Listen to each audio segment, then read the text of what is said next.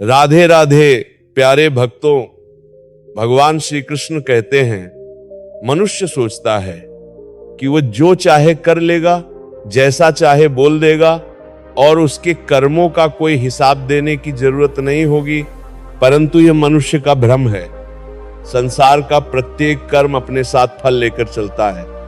जैसे अंधकार कितना भी गहरा हो, प्रकाश की एक छोटी सी किरण उसे चीरकर निकल जाती है, वैसे ही सत्य चाहे कितना भी छिपा हुआ क्यों न हो, एक दिन प्रकट होकर सामने खड़ा हो जाता है। इसी प्रकार कर्म चाहे वर्षों तक दिखाई न दे, समय आने पर अपना फल अवश्य दिखाते हैं। किसी की आह कभी खाली नहीं जाती, किसी का दुख कभी व्यर्थ नहीं होता और किसी की पीड़ा कभी बिना फल दी नहीं रहती। अब सुनो भक्तों, ऐसा ही एक महात्मा था, सरल शांत मृदुभाषी। लोग उन्हें सोने की मोहरें भेंट देते थे, पर वह उन्हें अपने लिए कभी नहीं रखते थे। उनका हृदय इतना पवित्र था कि उन्होंने अपनी एक ही इच्छा बनाई थी, जब प्रयागराज कुंभ में जाऊंगा तब इन सारी मोहरों से संतों का भव्य भंडारा कराऊंगा, ताकि कोई संत भूखा न रहे, कोई साधु बिना सेवा के न लौटे। इसीलिए उन्होंने एक लंबा मजबूत भीतर से खोखला डंडा बनवाया, जिसके ऊपर चूड़ीदार ढक्कन लगा था। वह डंडा उनका धन नहीं, उनका धर्म था। मोहरें आती जाती और वह उन्हें धीरे धीरे डंडे में डालते जाते। समय बीतता गया और वह डंडा पूर्ण रूप से मोहरों से भर गया। एक दिन वो एक गांव पहुंचे। गांव वालों ने बताया कि यहाँ एक परिवार है जो बहुत संत सेवी है। महात्मा वहां रुके। परिवार वालों ने खूब सेवा की, सत्कार किया, भोजन कराया। महात्मा जैसे ही सोने चले, गृहस्थ की नजर उस चूड़ीदार डंडे पर गई। वह उसे उठाकर देखने लगा और उसके मन में लालच की जड़ उगाई। रात गहरी हुई, सब सो गए, पर लालच से भरा मन सोता कहां है। उसने अपनी पत्नी से कहा, डंडा लाओ। उसने डंडा खोला और जैसे ही मोहरों की चमक उसके सामने आई, उसका विवेक बुझ गया। उसने सारी मोहरें निकाल ली और उनकी जगह कंकड़ पत्थर डालकर डंडा बंद कर दिया। वही वजन, वही आवाज, वही आकार, ताकि किसी को पता न चले। सुबह महात्मा जागे, डंडा उठाया, वजन वही। वह मुस्कुराए। उन्हें क्या पता था कि कोई व्यक्ति इतना नीचे गिर सकता है कि संत का धन भी चुरा ले। वे आगे चलते गए, प्रेम, विश्वास और सरलता के साथ प्रयागराज पहुंचे। संतों को निमंत्रण भेजा गया। बड़े बड़े भांडे, लाखों की सामग्री, रसोई की तैयारी, सब तैयार था। महात्मा के चेहरे पर आनंद था, उनके हृदय में संतोष था। उन्होंने कहा, अब दक्षिणा की व्यवस्था कीजिए। डंडा लाओ। डंडा खोला गया और भक्तों, अंदर मोहरें नहीं थी, कंकड़ पत्थर थे। महात्मा का चेहरा पीला पड़ गया, आंखें नम हो गईं, आवाज भारी हो गई। वे धीरे से बोले, अच्छा, ऐसा धोखा हमारे साथ भोगोगे तुम? अवश्य भोगोगे, क्योंकि किसी की पीड़ा, किसी की बेबसी, किसी की आह, वह वज्र की रेखा होती है। वह सीधे हृदय पर गिरती है।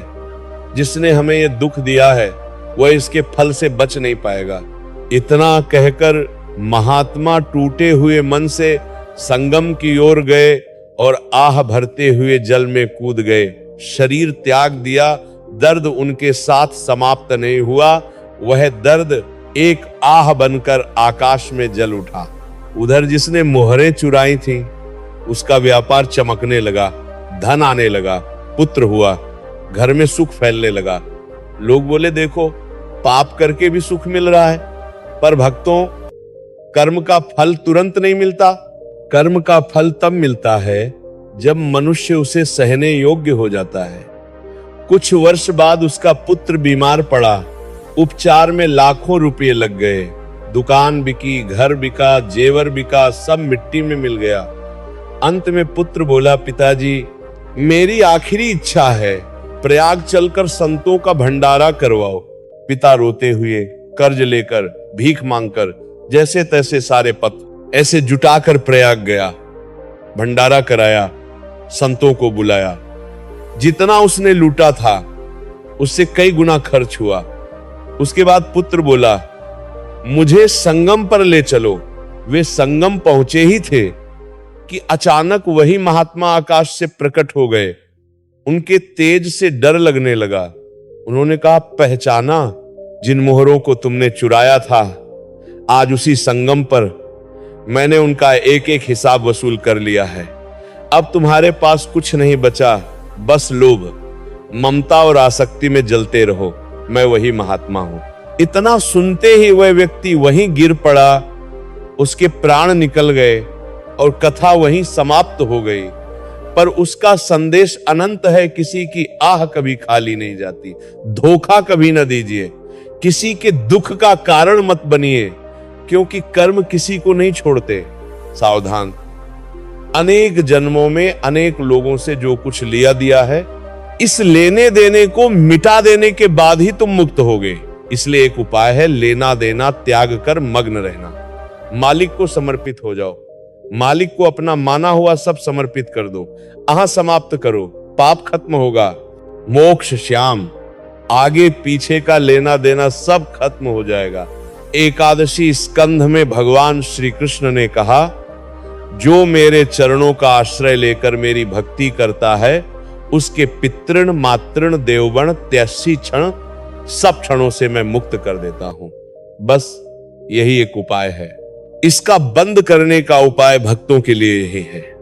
भगवान की शरण में जाकर अपना माना हुआ सब पूरा भगवान को अर्पित कर दो।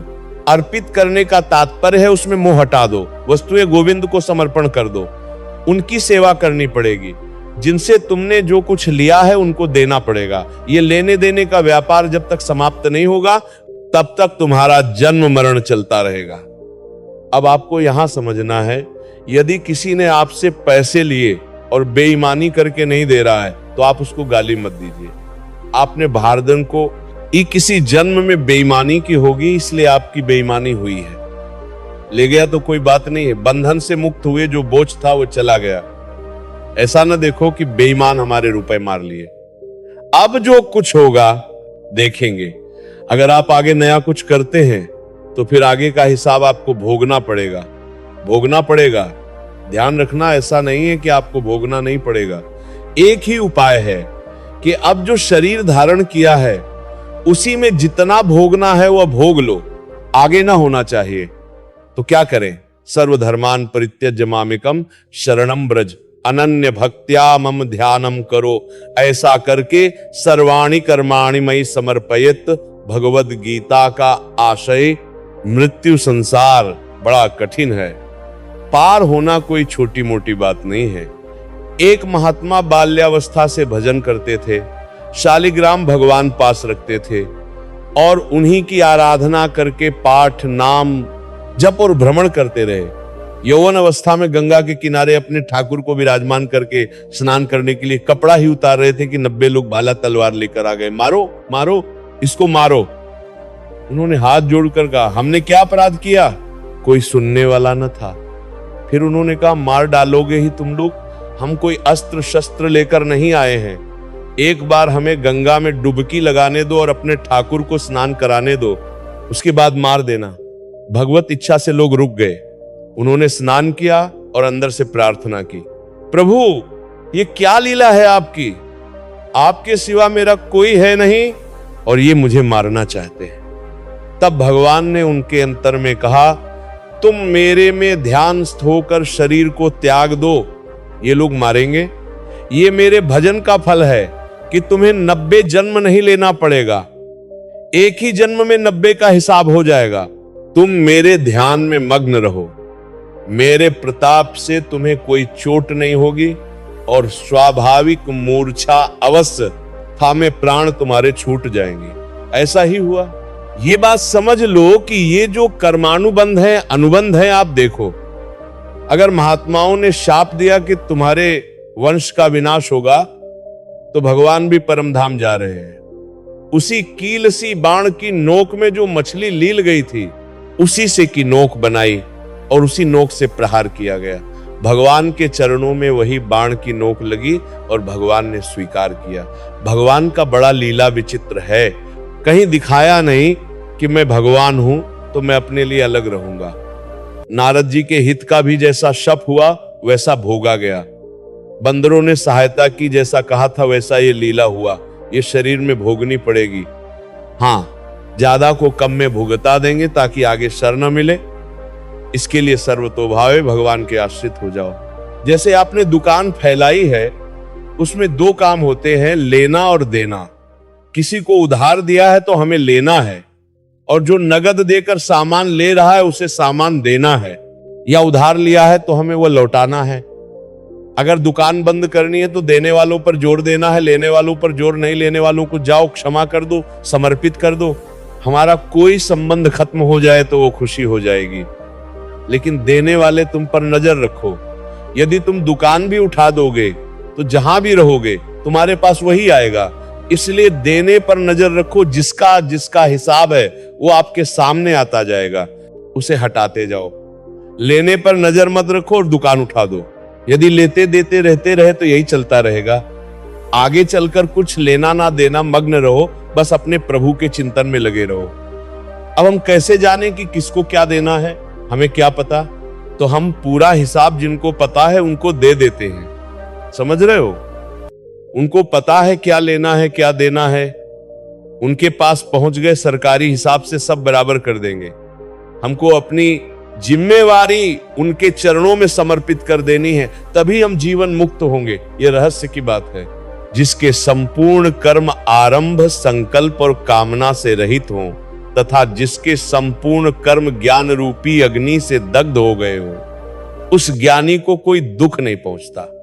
ज्ञानी को पंडित कहते हैं, बुद्धिमान कहते हैं। सुख जब प्रेम का प्रादुर्भाव होगा तो समस्त पाप भस्म हो जाते हैं, अशांति नष्ट हो जाती है, संसार की ज्वाला स्पर्श भी नहीं कर सकती।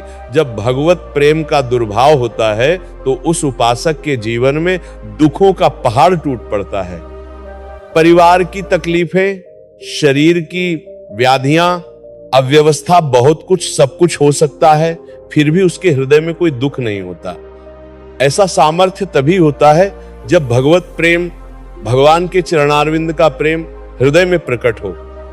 जिसके हृदय में प्रेम है, भारी से भारी दुख भी उसे विचलित नहीं कर सकता। कर्म कभी किसी को छोड़ता नहीं, जो किया है वही सामने आकर खड़ा होता है। लेकिन एक रास्ता है जिससे जन्मों जन्मों के बंधन आज ही खत्म हो सकते हैं, भगवान की शरण। जो भी बोझ है, जो भी चिंता है, आज ही अपने प्रभु के चरणों में समर्पित कर दो। दिल से कह दो, हे नाथ, मेरे जीवन की डोर अब आपके हाथ में है। जिसने समर्पण किया उसका हर दुख भगवान खुद उठा लेते हैं, उसकी किस्मत की दिशा खुद बदल देते हैं। अगर आपके हृदय में भी ये बात उतर रही है तो नीचे कमेंट में लिखिए राधे राधे। और प्यारे भक्तों, अगर आप ऐसे ही दिव्य प्रवचन रोज सुनना चाहते हैं तो हमारे इस प्रेम वाले चैनल को सब्सक्राइब जरूर करें। आपका एक सब्सक्राइब हम तक नहीं, सीधे श्री कृष्ण तक पहुंचता है।